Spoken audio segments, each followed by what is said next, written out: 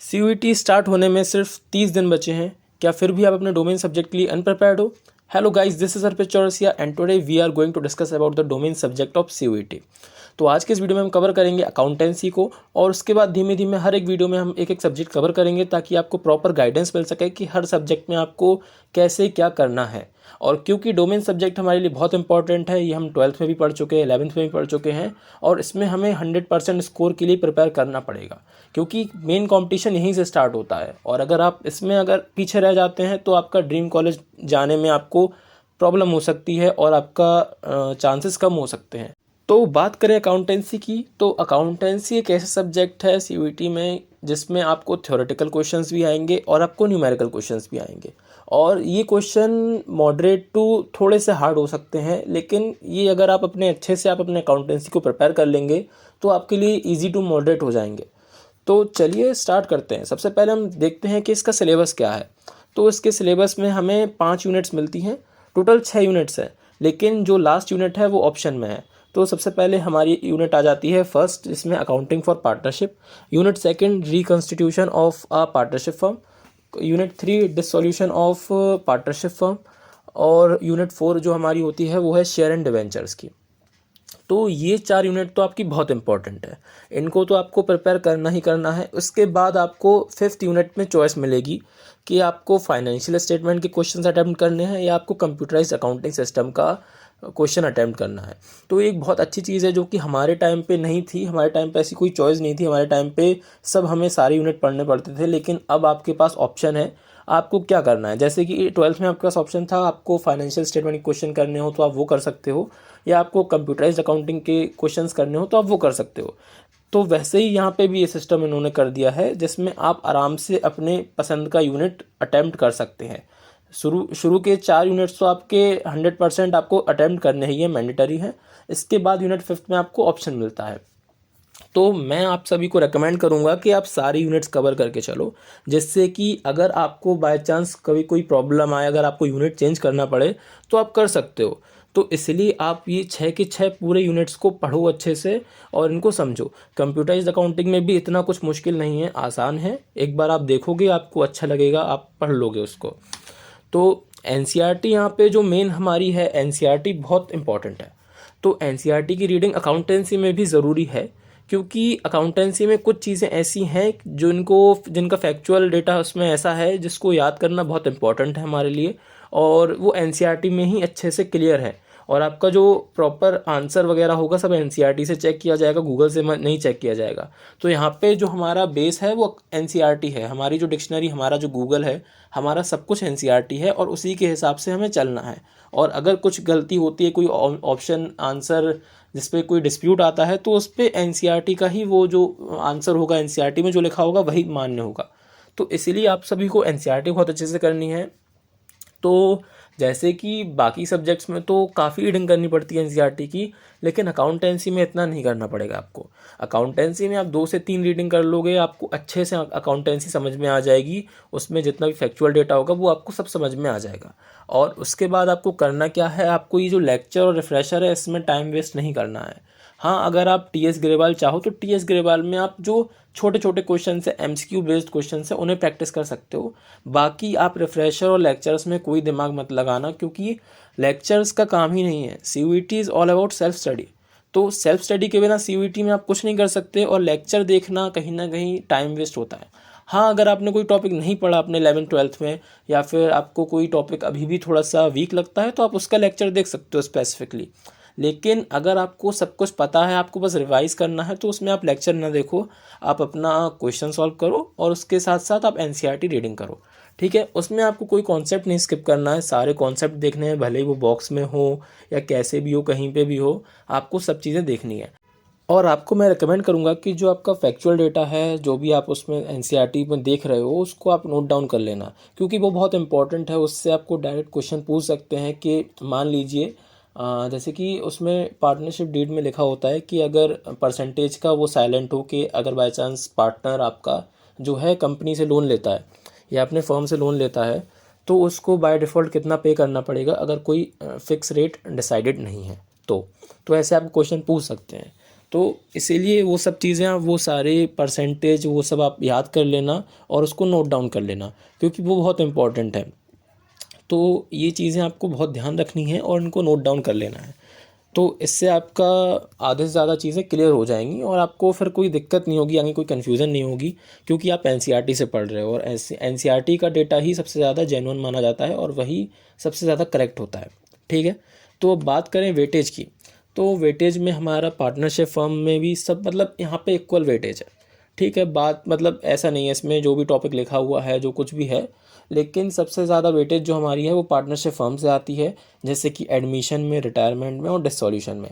अब इसमें कैसे आती है कि मान लीजिए एडमिशन में वो गुडविल का आपसे क्वेश्चन पूछ लेंगे कि गुडविल कैलकुलेट करके बताओ, तो वो आपको कैलकुलेट करनी है। या फिर आपको रिटायरमेंट में पूछ सकते हैं कि वो पर्सन इतना मतलब वो पर्सन जा रहा है और टोटल कंपनी का प्रॉफिट इतना कैलकुलेट हुआ है, तो अब आपको उसका जो रेशियो है, उसका जो प्रपोर्शन है, आपको वो निकालना है कि उसको कितना मिलेगा जो पर्टिकुलर पार्टनर रिटायर हो रहा है। और डिसॉल्यूशन में भी आपको ऐसे क्वेश्चन पूछ सकते हैं कि मान लीजिए इतना इतना आपका कैपिटल है, इतना इतना आपका टोटल वो है एसेट्स है, तो आप बताइए कि डिसॉल्यूशन में कितना प्रॉफिट होगा या कितना लॉस होगा। तो ऐसे क्वेश्चन आपको पूछ सकते हैं। कंपनी अकाउंट्स में भी आपको पूछ सकते हैं कि शेयर्स के क्वेश्चन आ सकते हैं। उसमें शेयर्स के क्वेश्चन ऐसे होते हैं, उसमें सबसे ज़्यादा एमसीक्यूज़ बनते हैं और उसके एमसीक्यूज़ बहुत मतलब कि एक टाइप से आप अगर उनको अच्छे से समझ लेंगे तो आपके लिए वो बहुत आसान हो जाएंगे और स्कोरिंग हो जाएंगे, क्योंकि फिर उसमें ज़्यादा कुछ कॉम्प्लेक्स चीज़ें बचती नहीं हैं। क्योंकि शेयर्स में आपको सिर्फ अकाउंट्स बनाने में प्रॉब्लम हो सकती है, लेकिन अगर आप एमसीक्यू क्वेश्चन सॉल्व करें तो मुझे नहीं लगता कि आपको कोई प्रॉब्लम होनी चाहिए। ठीक है, और फाइनेंशियल स्टेटमेंट की बात करें तो उसमें वही आपके रेशियो एनालिसिस पूछ सकते हैं कि आपको कोई रेशियो दे देंगे और उससे दूसरा रेशियो फाइंड करने के लिए बोलेंगे। तो ऐसे क्वेश्चंस आपसे आपको पूछ सकते हैं। तो आपको वैसे सारे टॉपिक ही कवर करने हैं, बाकी ये जो इसमें लिखे हुए हैं वो इंपॉर्टेंट है, बाकी सभी कवर करो आप। और जो कंप्यूटर बेस्ड का मैंने बोला था, जो कंप्यूटराइज अकाउंटिंग वाला पोर्शन है, वो भी आप अपने कंप्लीट करके रखना। ठीक है, और अब बात करें फैक्चुअल डेटा की, तो जैसा कि मैंने बोला कि फैक्चुअल डेटा हमारे लिए बहुत इंपॉर्टेंट है। तो उसमें हर एक लैंग्वेज का, हर एक टर्म का आपको मतलब अच्छे से क्लियर होना चाहिए। और कुछ कंफ्यूजिंग टर्म्स होते हैं जिनको आपको पूछ सकते हैं कि डिफरेंस बताओ उसमें से क्या है, या उससे आपको कोई स्टेटमेंट बेस्ड क्वेश्चन पूछ सकते हैं। तो इसलिए आप प्रॉपर जो लैंग्वेज है एनसीईआरटी की उसको अच्छे से समझो, उसमें जो भी टर्म्स दिए गए हैं उनको अच्छे से समझ के उसको नोट डाउन कर लो। अगर आपको लगता है कि आप भूल सकते हो तो उसको नोट डाउन कर लो। ठीक है, तो इसके बाद कोई क्राइटेरिया जो होता है ना वो अपना मिस मत करना।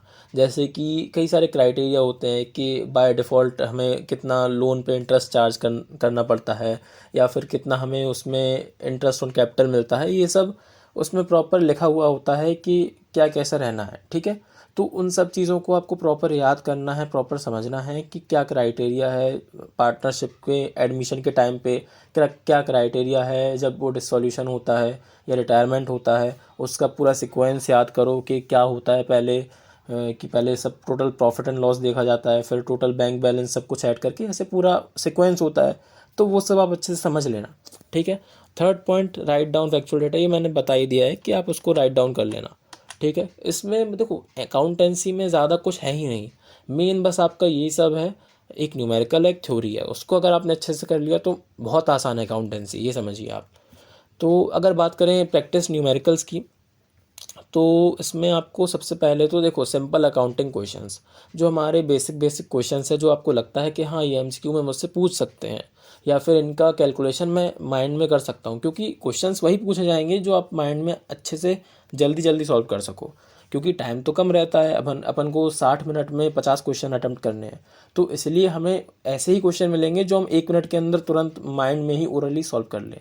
या तो अगर आपको वहाँ पे वर्किंग नोट के लिए कुछ आपको मिल जाए या कोई रफ पेपर मिल जाए तो वो मिल सकता है, उसका मैं आपको कंफर्म नहीं बता सकता हूँ। बाकी आप ट्राई करो कि आप अपना सब माइंड में कैलकुलेशन करना आपको समझ में आ जाए, आप अपना माइंड में कैलकुलेशन करने में माहिर हो जाओ। क्योंकि जो वहाँ पे वर्किंग नोट के लिए आपको अगर कुछ मिलता है, कैलकुलेशन के लिए आपको पेपर मिलता है, तो ये चीज़ हम कंफर्म नहीं बता सकते हैं ना।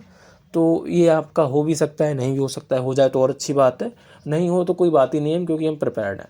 ठीक है, इसके बाद आपको शॉर्ट नोट्स के लिए मैंने बोला ही है, शॉर्ट नोट्स बनाओ। और उसके बाद आप जो भी है अपने न्यूमेरिकल्स अच्छे से सॉल्व करो। कोई डाउट हो तो आप हमारे ग्रुप में आके पूछ सकते हो। हमारे ग्रुप की लिंक आपको डिस्क्रिप्शन में मिल जाएगी, आप वहाँ पे चेक कर सकते हो। और आप हमारा पेड बैच भी ले सकते हो अगर आपको लगता है कि आपको न्यूमेरिकल क्वेश्चन सॉल्व करने हैं या आपको मॉक टेस्ट लेने हैं, क्योंकि हम आपको ऐसे मॉक टेस्ट प्रोवाइड कराएंगे जो कि आपको कोई नहीं करा पाएगा। और उसमें सारे क्वेश्चंस जो कि अभी तक जो भी क्वेश्चंस का ट्रेंड चलता आ रहा है वो तो हम देंगे ही देंगे, उसके साथ नया ट्रेंड जो भी कुछ पॉसिबल हो सकता है कि आ जाए तो हम वो भी आपको उस टाइप के क्वेश्चंस भी देंगे ताकि आप हर टाइप से प्रिपेयर्ड रहो। ठीक है, अब यहाँ पे बात करते हैं कि क्वेश्चंस का टाइप क्या हो सकता है, मतलब कौन कौन से टाइप के क्वेश्चन आ सकते हैं, हमसे पूछे जा सकते हैं।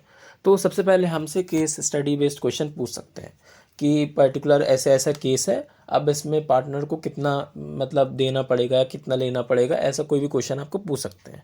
असर्शन रीजनिंग क्या हो सकता है कि डिस सॉल्यूशन के टाइम पे ये चीज़ होती है, फिर उसका एक रीज़न दे देंगे, फिर आपको बताना है कि वो सही है कि गलत है। ठीक है, सीक्वेंस प्रोसेस का हो सकता है कि रिटायरमेंट के टाइम पे या फिर जब शेयर इशू होते हैं तो वो कैसे होते हैं, तो वो आपसे सीक्वेंस पूछ सकते हैं। मैच द फॉलोइंग आपसे पूछ सकते हैं। स्टेटमेंट बेस्ड क्वेश्चन पूछ सकते हैं, या फिर कॉन्सेप्ट बेस्ड जो डायरेक्ट क्वेश्चन होते हैं कि बताओ ये कितना % इसमें चार्ज होगा, तो वो आपको बताना पड़ेगा। तो ऐसे आपको ये 6 टाइप के क्वेश्चन जो है मेन पूछ सकते हैं। और हो सकता है इमेज बेस्ड क्वेश्चन, लेकिन अकाउंटेंसी में इमेज बेस्ड क्वेश्चन का कोई मतलब ही नहीं है, क्योंकि कोई इमेज ही नहीं है यहाँ पे। तो उसमें इसमें आपको इमेज बेस्ड क्वेश्चन तो मिलने नहीं मिलेगा, लेकिन आपको ये 6 टाइप के क्वेश्चन में से कुछ भी आ सकता है। तो इसलिए आपको ये सारे के सारे टाइप के क्वेश्चंस आने चाहिए, इनको कैसे सॉल्व करना है, और इनके हिसाब से आपको अपनी एनसीईआरटी प्रिपेयर करनी पड़ेगी, यानी कि आपको अपने एनसीईआरटी से अच्छे से रीडिंग करनी पड़ेगी। ठीक है, अब बात करें मॉक टेस्ट की, तो सबसे पहले हमें ये चीज़ देखनी है कि जैसे जैसे हमारे रिवीजन कंप्लीट होते जा रहे हैं, जैसे कि हमने चैप्टर वाइज रिवीजन कर रहे हैं, तो पहला चैप्टर हो गया तो उसके जो प्रैक्टिस क्वेश्चंस है, उसके जो क्वेश्चंस है उसको आप सॉल्व करो, और साथ में आप अपने नेक्स्ट चैप्टर्स का रिवीजन करते चलो। ये मत सोचो कि सब रिवीजन हो जाएगा फिर मैं इकट्ठा सॉल्व करूँगा, तो ये चीज़ गलत है। तो आप अपने प्रैक्टिस भी करते रहो और रिवीजन भी करते रहो, जिससे कि अगर कोई कमी आपको दिखती है तो आप उसको तुरंत के तुरंत सही कर सकते हो। अदरवाइज़ फिर आपको टाइम लग जाएगा, क्योंकि आप पहले पूरा रिवीजन करोगे, उसमें ही आपके 10-15 दिन निकल जाएंगे, फिर आप प्रैक्टिस करोगे, फिर आपके गलत निकलेंगे, आपका कॉन्फिडेंस जाएगा। तो उससे अच्छा आप प्रैक्टिस और रिवीजन दोनों साथ में ही करते चलो। अगर आपका कोई टॉपिक प्रिपेयर्ड नहीं है तो पहले उसका लेक्चर देखो, फिर उसको प्रिपेयर करो। अगर रिवीजन करना है तो आप उसको अपने प्रैक्टिस के साथ साथ चला सकते हो। ठीक है, तो जैसे ही ये प्रैक्टिस वाला काम हो जाए, हमारा रिवीजन हो जाएगा, तो फिर उसके बाद आपको ज़्यादा से ज़्यादा मॉक टेस्ट सॉल्व करने हैं। और आपको ये एम करना है कि आपके जो 10 से 15 मॉक टेस्ट हो वो आपके बढ़िया तरीके से हो जाए, क्योंकि 10-15 में आपको समझ में आ जाएगा कि हाँ मेरा एवरेज स्कोर इतना जा रहा है तो मैं स्कोर कर सकता हूँ, और उससे आपका टाइम मैनेजमेंट भी अच्छा हो जाएगा। और हमेशा आप ये देखो कि जो 60 मिनट का टाइमर है उसको लगाओ, और उसके साथ साथ आप सॉल्व करो। अगर आप ऑनलाइन कोई मॉक टेस्ट पेड ले रहे हैं या फिर आप फ्री में भी कोई भी मॉक टेस्ट दे रहे हो ऑनलाइन, तो उसमें तो आपको टाइमर इनबिल्ट मिलता ही है। या फिर अगर आप कोई प्रैक्टिस कर रहे हो, बुक से प्रैक्टिस कर रहे हो, या फिर आप कहीं और से नोट डाउन कर रहे हो, अपने कॉपी में आंसर लिख रहे हो, तो उस केस में आप अपना टाइमर लगा सकते हो। तो आप ऐसे में टाइमर लगाओ, अपना टाइम नोटिस करो कि मैं कितने टाइम में पर्टिकुलर मॉक टेस्ट सॉल्व कर पा रहा हूँ। ठीक है, और कोशिश करो कि टाइम से पहले ही, मतलब 10 मिनट पहले ही मेरा क्वेश्चन पेपर हो जाए। तो जैसे कि अगर आपने हर क्वेश्चन को 1 मिनट में सॉल्व कर लिया, यानी कि आपने 50 क्वेश्चन 50 मिनट में सॉल्व कर लिए, तो अब आपके पास जो एक्स्ट्रा 10 मिनट है उसमें आप एक बार रीचेक कर सकते हो कि हाँ मेरा कहीं ना कोई डाउट तो नहीं है, कहीं कोई गलती तो नहीं है, तो आप उसको सही कर सकते हो। क्योंकि सीबीटी है, सीबीटी में एक बार आपने आंसर डाल दिया तो आप उसको चेंज भी कर सकते हो जब तक वो फाइनल सबमिट नहीं होता है तब तक। तो इसमें कोई दिक्कत नहीं है। ओएमआर में रहता था ये कि एक बार आपने आंसर उसमें मार्क कर दिया, फिर आप दूसरा आंसर चेंज ही नहीं कर सकते उसमें, तो ये चीज़ रहती है। तो सारे क्वेश्चंस बढ़िया तरीके से पढ़ना, उसको टाइम मैनेजमेंट का ध्यान रखना कि मेरा पेपर जल्द से जल्द सॉल्व हो सके। उसके बाद आपको एनालिसिस करनी है कि कौन सा टॉपिक हमारा वीक जा रहा है, कौन सा चैप्टर वीक जा रहा है, या फिर कहाँ से हम रह रहे हैं। तो उस पर्टिकुलर चीज़ को आप अलग से नोट डाउन कर लो और उसको डेली डेली रिवाइज करते रहो, तो वो चीज़ें आपको अच्छे से याद हो जाएंगी। ठीक है, और जैसा कि मैंने बोला कि मॉक टेस्ट के लिए आप हमारा पेड बैच ले सकते हो, तो उसमें आपको काफ़ी चीज़ें मिल जाएंगी, आपको बढ़िया से बढ़िया मॉक टेस्ट मिल जाएंगे। तो उसके लिए मैं आगे आपको बताऊंगा। देखिए आ चुका है हमारा सीयूईटी प्रारंभ बैच, इसमें आपको मिलता है NCERT short notes, full coverage. अगर आप इंग्लिश का लेना चाहो तो आप इंग्लिश का ले सकते हो, अगर आपको डोमेन्स का चाहिए तो आप डोमेन्स का ले सकते हो। पहले हम सारे सब्जेक्ट्स एक साथ प्रोवाइड करा रहे थे, लेकिन हमने उन सबको सेपरेट कर दिया, जिससे कि अगर बच्चे को 3 सब्जेक्ट लेने हो 3 सब्जेक्ट ले सकता है, 2 लेने हो 2 ले सकता है, जितना आपको लेना हो लेना आप। ठीक है, और उसमें आपको चैप्टर वाइज प्रैक्टिस क्वेश्चंस भी मिलेंगे, आप चैप्टर वाइज क्वेश्चन प्रैक्टिस कर सकते हो, देख सकते हो। साथ ही हम आपको PYQs भी देने का ट्राई करेंगे, जितने भी PYQs हमारे पास अवेलेबल हैं हम वो सब आपको प्रोवाइड कराएंगे। और इसके साथ साथ आपको वीकली रिवीजन क्लासेस, जैसे कि अगर आपको कोई पर्टिकुलर टॉपिक में डाउट है, कोई दिक्कत है, तो हम उसको आपको अच्छे तरीके से समझा देंगे ताकि आपको कोई दिक्कत ना आए। और इसके साथ ही आपको मिलेंगे 15 मॉक टेस्ट। तो 15 मॉक टेस्ट को आप जैसे ही सॉल्व करोगे ना, उसके बाद 15 के बाद तो मुझे नहीं लगता कि आपको और कुछ सॉल्व करना पड़ेगा। फिर आप पूरा आपका कॉन्फिडेंस जो है बूस्ट हो जाएगा, फिर आप सीधे प्रिपेयर हो जाएंगे एग्ज़ाम के लिए। तो ये चीज़ें हैं, इन सब से आपका प्रॉपर जो है आपका CUET का प्रिपरेशन बढ़िया हो जाएगा। हम यहाँ पे लेक्चर प्रोवाइड नहीं करा रहे हैं क्योंकि लेक्चर हम खुद समझते हैं कि टाइम वेस्ट है। मैंने जब अपने टाइम पे लेक्चर नहीं देखा, मेरे साथ में जितने भी मेंटर्स हमारे टीम में हैं उन लोगों ने अभी लेक्चर नहीं देखा अपने CUET में, उन्होंने सब ने सेल्फ स्टडी करी, उन्होंने जो भी मटेरियल्स थे उनका यूज़ किया, उनका यूटिलाइज़ किया। तो जब कोई ने लेक्चर ही नहीं देखा तो हम लेक्चर प्रोवाइड करेंगे क्यों? ये तो सिर्फ एक टाइम वेस्ट है ना। तो इसलिए हमने आपको सारे सेल्फ स्टडी मटेरियल प्रोवाइड कराए हैं जो कि स्पेसिफिक है, यानी कि ज़्यादा नहीं कि 10 प्रकार के आपको दे दिए, तो उसमें आप कंफ्यूज हो जाओगे कि किसको पहले करें किसको ना करें। तो यहाँ पे आपको लिमिटेड चीज़ें मिलती हैं लेकिन बेस्ट मिलेंगी, जिससे कि आपकी प्रिपरेशन बूस्ट हो जाएगी, आपको बढ़िया तरीके से, आपको कोई दिक्कत नहीं होगी। डोमेन्स में तो अगर कॉमर्स की है तो उसमें तो मैं गारंटी लेता हूँ कि आपके मार्क्स कम हो ही नहीं सकते अगर आपने मुझे फॉलो कर लिया तो। ठीक है, तो इसकी प्राइसिंग के लिए आप हमारे टेलीग्राम चैनल से ज्वाइन करके टेलीग्राम चैनल ज्वाइन कर लेना। ठीक है, उसमें मेरी ID भी होगी, आप उस पर कांटेक्ट करना, तो आपको जो भी प्राइसिंग रहेगी, क्योंकि कई सारे डिस्काउंट ऑफर चलते हैं तो उससे प्राइसिंग कम भी हो जाती है। तो जो भी आपको करंट रेट होगा वो आपको बता दिया जाएगा, जो भी करंट प्राइस होगा, तो उसमें आप एनरोल कर सकते हो। और इसके साथ ही आप हमारे जो प्रीवियस वीडियो हैं जो हमने पहले ही अपलोड कर रखे हैं, जैसे कि हमारी इंग्लिश की स्ट्रेटेजी कि इंग्लिश कैसे प्रिपेयर करना है, ओवरऑल CUET के लिए कैसे प्रिपेयर करना है, उस पर हमने बताया है कि हर एक डोमेन को आपको साथ में लेके कैसे चलना है। तो ये सब चीज़ें हैं, और कैसे अपनी CUET में डिस्ट्रैक्शंस को अवॉइड करना है, ये सब हमने बताया है आपको। आप इन सारे वीडियोस को देखो, आप सबके लिए बहुत हेल्पफुल रहेगा। और आप हमारे टेलीग्राम चैनल को ज्वाइन कर सकते हो और साथ ही हमारे टेलीग्राम ग्रुप को भी ज्वाइन कर सकते हो, जिसमें आप हम अपने डाउट्स पूछ सकते हो। आपको प्रॉपर आपके डाउट सॉल्व करके हम लोग प्रोवाइड करेंगे। आपको कोई डाउट होगा, कोई दिक्कत होगी तो हम उसमें आपको हेल्प करेंगे। और आप हमारे चैनल पे आपको वोकेबलरी मिलेगा, रीडिंग कॉम्प्रिहेंशन मिलेगा, इसके साथ साथ आपको ग्रामर के क्वेश्चंस मिलेंगे। तो आपको हर चीज़ हम प्रोवाइड करेंगे ताकि आपकी प्रिपरेशन जो है वो अच्छी चलती रहे। और वीडियोस भी हम उतने ही लेके आ रहे हैं, लिमिटेड वीडियोस लेके आ रहे हैं, लेकिन सब वीडियोस आपके लिए बहुत काम के रहेंगे। तो आप सारी वीडियोस देखो और चैनल को सब्सक्राइब कर लो, टेलीग्राम चैनल को सब्सक्राइब कर लो, तो आप हर तरफ से ट्यून्ड रहेंगे। तो बस आज के लिए इतना ही। Thank you for watching this video.